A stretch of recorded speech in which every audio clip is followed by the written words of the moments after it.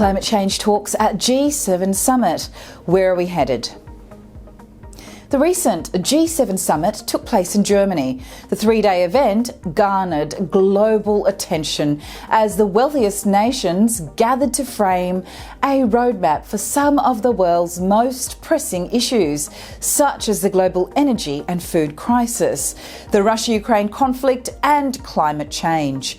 Please subscribe to the channel. I'm Sage for Kalkine Media.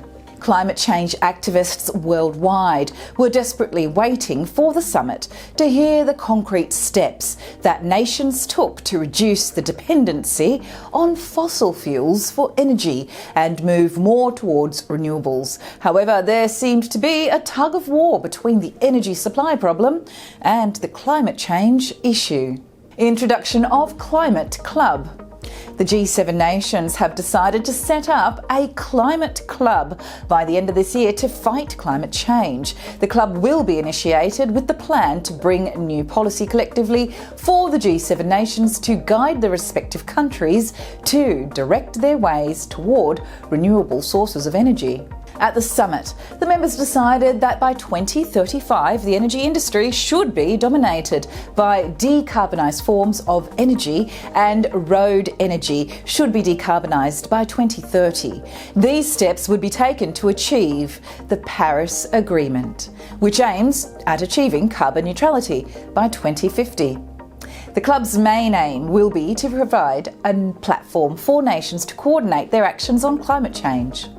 However, several climate change activists and groups aren't satisfied with the result of the G7 summit, and let's see why.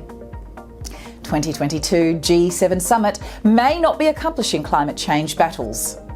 Due to the Russia-Ukraine conflict, a massive energy crisis is happening worldwide. As a result, household expenses are skyrocketing, and thus the main agenda of this year's G7 summit was how to solve the short-term energy crisis without burning more fuels so that long-term climate change action isn't affected.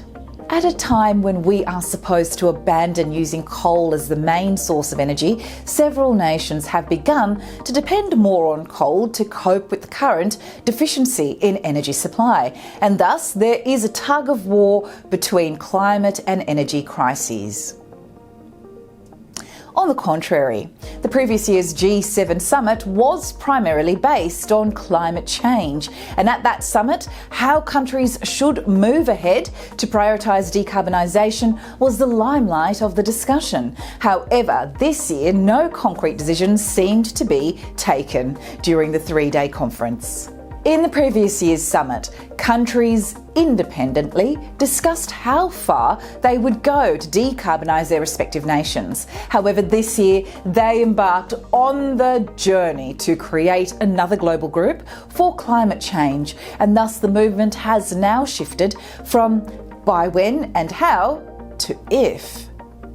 Thanks for joining us on this important report. If you do like the information, let us know by liking, sharing, commenting on the video below. Subscribe to the channel, press that bell icon. You'll be notified of the most recent videos from Kalkine. However, for more articles, do head to the website. It's kalkinemedia.com. My name is Sage for Kalkine Media.